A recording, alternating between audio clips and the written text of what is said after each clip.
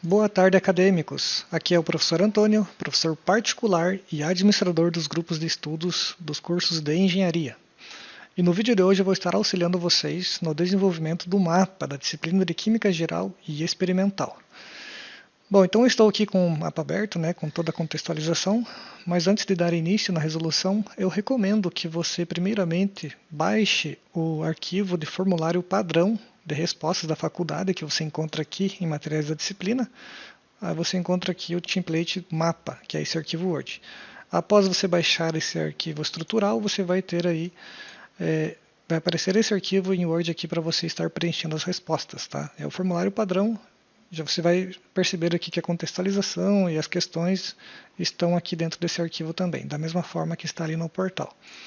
Também recomendo que você assista às videoaulas explicativas, se possível, com relação ao mapa, que você encontra aqui também, e que também você baixe o livro da disciplina que você encontra aqui embaixo, você clica em baixar, e você vai ter esse PDF aqui em mãos, que é do livro da disciplina, foi a partir desse livro que esse mapa está totalmente norteado. Então você encontra as fórmulas das resoluções e também a parte teórica você vai encontrar no livro. Ele vai te servir como base para estar edificando ainda mais as suas respostas do mapa. Beleza, após baixar então esses arquivos, nós já agora estamos bastante munidos de informações aqui para estar resolvendo o mapa. Então abrindo aqui o arquivo, então, primeiramente, o que ele nos coloca? Primeiro, ele coloca uma contextualização aqui, falando sobre manufatura de produtos químicos. Na sequência, ele nos apresenta aqui um pequeno estudo de caso, que ele nos diz assim: imagine que você acaba de ser promovido para engenheiro da produção e você está responsável pelo setor de síntese de uma indústria focada na produção de fertilizantes nitrogenados. Depois disso, ele nos coloca aqui as questões a serem feitas. A questão 1 tem como temática a preparação de matéria-prima. Então ele diz assim: para alimentar o reator, você recebeu do almoxarifado uma bombona de ácido sulfúrico H2SO4 concentrado. O rótulo indica título em massa de 98% de densidades e 1,84 gramas 1,84 gramas, e para dimensionar o fluxo das bombas, você precisa padronizar essa informação. Calcule a concentração molar em mol por litro deste ácido concentrado, assumindo que a massa molar do H2SO4 é 98 gramas por mol. Beleza, então, pessoal, de acordo ali com o livro da disciplina, a concentração molar ela é definida como a quantidade de matéria do soluto em mol presente em 1 litro de solução. E para estar convertendo um ácido comercial expresso em título em massa e densidade para mol, a gente procede conforme os cálculos que estão aqui abaixo. Então, primeiramente aqui eu separei, eu identifiquei os valores do enunciado e coloquei ali como título em massa sendo 98%, ou 0,98, a densidade sendo 1,84, a massa molar sendo 98 gramas por mol. A primeira parte que a gente precisa fazer é calcular a massa em 1 litro de solução, que foi colocado aqui nessa fórmula. M igual a D vezes V, que é densidade vezes o volume. Substituindo aqui os valores, a gente encontra esse valor final aqui. Na sequência, a gente precisa determinar a massa de H2SO4 presente em 1 litro. Então a gente faz aqui a substituição dos valores. E por fim, a gente calcula a quantidade da matéria, que seria N igual a M vezes, divididos por MM. Que ao final a gente chega no valor aqui de 18,4 mol por litro. Aí no final, complementei com uma resposta ali na concentração molar, o ácido sulfúrico concentrado é 18,4 mol. Esse valor indica que cada litro da solução comercial contém aproximadamente 18,4 mol de H2SO4. Informação utilizada para dimensionar corretamente o fluxo de alimentação do reator no processo de produção de sulfato de amônia. Beleza, agora a gente passa para a questão 2, que tem como tema otimização da planta de gás. Então ele coloca assim: o diretor da planta exigiu um aumento na produção de amônia para o próximo trimestre sem adicionar mais reagentes. Explique como você deve alterar a temperatura do reator para deslocar o equilíbrio do sentido da formação de amônia NH3. Justifique sua decisão tecnicamente. Então essa é uma questão basicamente mais teórica, tá? que você pode estar se aprofundando ali para estar amparando você nessa resposta lá no livro da disciplina, mais precisamente na página 217 da unidade 7, onde ele fala bastante aqui sobre o processo de Haber-Bosch, tá? Mas, no geral, eu coloquei assim: como a reação de síntese da amônia pelo processo de Haber-Bosch é exotérmica, o calor pode ser considerado como um produto de reação. E de acordo com o princípio de Le Chatelier, quando a temperatura é reduzida, o equilíbrio se desloca no sentido que favorece a liberação do calor, ou seja, para a formação de amônia. Eu coloquei complementei mais um pouco aqui na resposta, mas esse aqui eu deixei grifado em preto aqui para estimular vocês para estarem colocando alguma informação a mais, beleza? Aí nós chegamos aqui na nossa questão 3, que tem como tema meta de produção.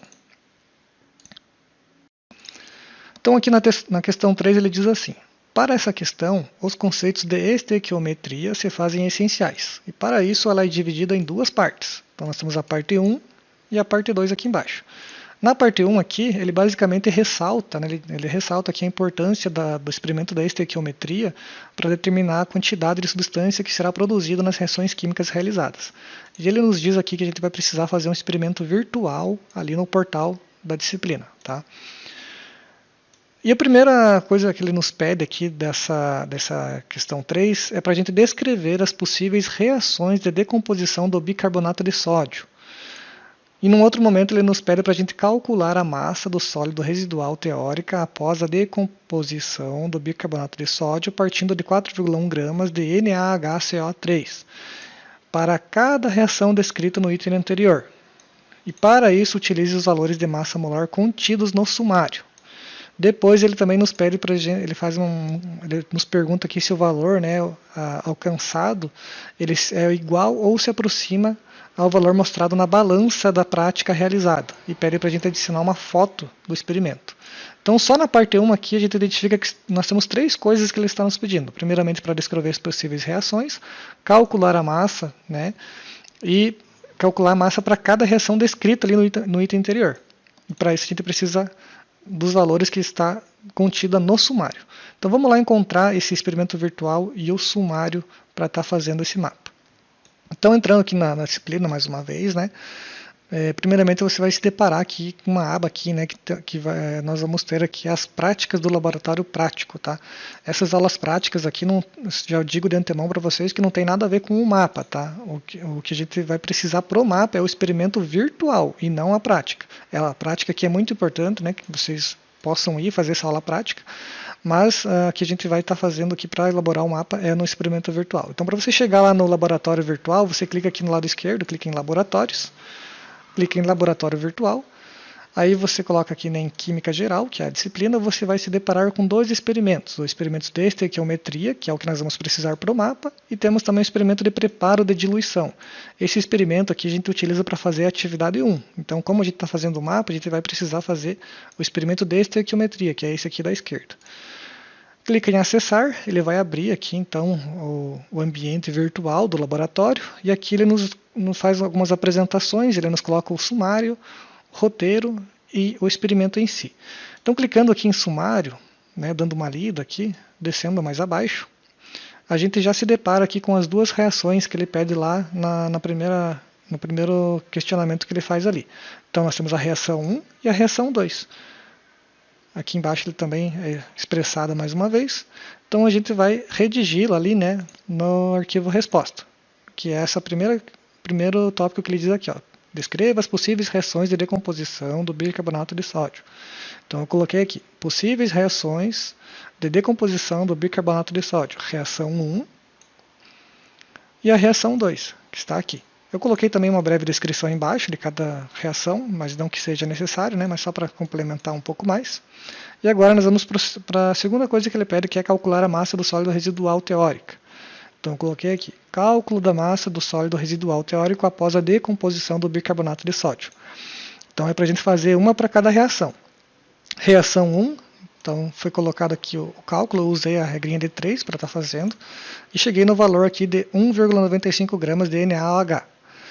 Mesma coisa a gente faz para a reação 2, né? Faz ali o mesmo caminho de cálculo.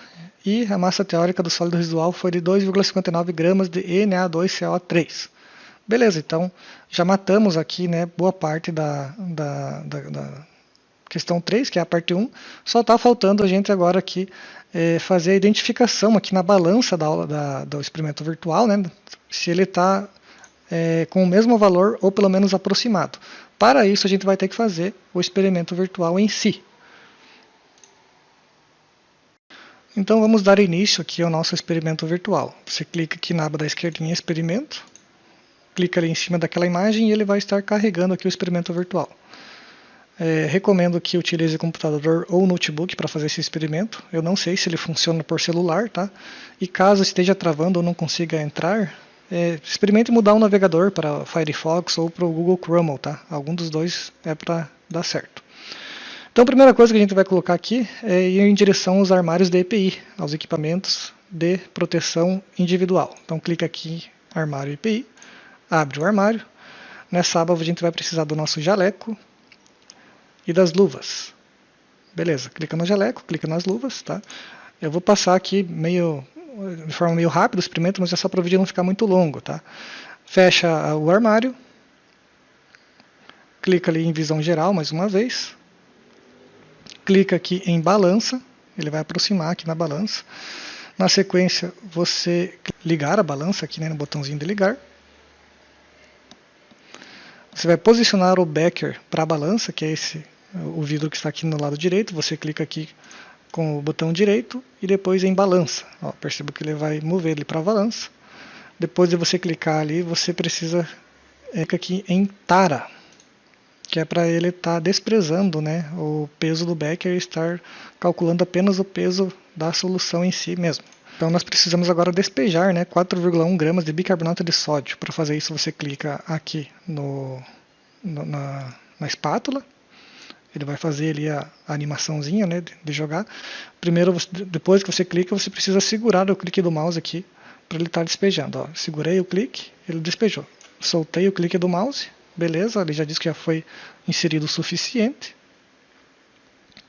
Depois disso, você vai posicionar o becker, né, para a bancada mais uma vez. Clica com o direito, clica na bancada, clica aqui em visualizar bancada, para ele abrir aqui os outros objetos que a gente vai precisar.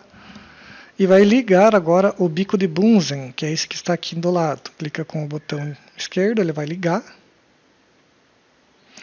Agora a gente vai mover ali o becker para aquecer ele ali. Então você clica com o direito e clica em aquecer. Ele vai jogar até ali no bico. Na sequência você vai pegar aqui, né, o vidro do relógio e vai colocar em cima do becker. Você vai perceber que tem um cronômetro aqui, né, que ele começou a contar. Nós precisamos aguardar 1 minuto desse tempo aqui para a gente estar dando continuidade no experimento, porque ele está fazendo ali, né, o aquecimento da substância. A gente também pode estar acelerando esse tempo, tá, aqui do lado, que ele já vai complementar ali 1 minuto bem rapidinho. Após isso, a animação vai vir aqui para estar agitando, né, o conteúdo, e essa agitação aqui no becker, ela tem que durar 15 minutos. Então, vamos acelerar mais um pouco aqui o tempo, para a gente aguardar os 15 minutos aqui. Pronto, chegamos nos 15 minutos finais. Agora nós vamos desligar aqui o bico de Bunsen.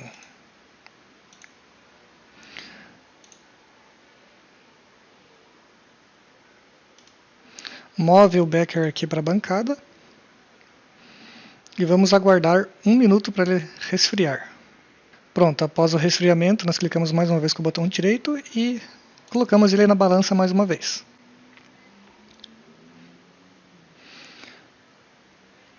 Agora eu vou aproximar aqui na balança para ver o resultado, né, que deu aqui 2,500 gramas. Essa é a imagem que a gente vai precisar colocar lá no nosso arquivo resposta e a gente fazer a identificação se ficou igual ao resultado que a gente encontrou lá no cálculo. Então você tira um print dessa tela, né, uma foto, abre lá o arquivo resposta, coloca aqui a imagem igual está aqui e perceba que ele deu sim, né, um valor bem aproximado ali com a massa teórica do sólido residual ali da questão anterior. Então aí você vai escrever ali, né, a quantidade calculada do sólido residual se aproxima da massa mostrada na balança, principalmente para a segunda hipótese de decomposição. O valor teórico foi de 2,59 gramas, enquanto que na balança foi de 2,500 gramas. Então agora aqui com esses resultados e com essa comparação, a gente já matou aqui, né, já terminamos a parte 1 da questão 3. Agora nós vamos ir para a parte 2 da questão 3. Então, descendo aqui abaixo, eu separei aqui a parte 2, né, com a equação química balanceada da reação entre ácido sulfúrico e amônia. Coloquei aqui o cálculo, né, e nessa parte deixei grifadinho também em preto aqui para estar estimulando vocês para estar fazendo o restante dessa questão 3, baseado ali nos resultados da questão da parte 1, tá? Da mesma forma, ele vai se suceder aqui para a questão 4 e também para a questão 5. Então seria isso. Aqui abaixo eu coloquei as referências, né, que a gente utilizou o livro da disciplina para estar fazendo a resolução de todas as etapas, de todas as questões. E aproveito aqui para deixar o meu trabalho à disposição, caso você esteja com dificuldades para estar realizando esse mapa, né, as questões. Você pode estar entrando em contato comigo, que eu posso estar fornecendo para você esse material resolutivo aqui, sem essa parte grifada em preto, né, um trabalho completinho. Eu tenho muitos alunos que já atuam, inclusive, na área da engenharia, né, que assistem todas as videoaulas, entendem todo o conceito da aula, mas não tem tempo para fazer essa parte burocrática, digamos assim, né, que é a parte descritiva aqui de fazer redigir o trabalho, fazer os experimentos. Então eu ofereço aqui esse meu auxílio. Caso você tenha interesse de adquirir esse material resolutivo, entre em contato comigo no WhatsApp que eu posso estar fornecendo para você estar lá postando no portal, beleza? Então seria isso, obrigado e até a próxima.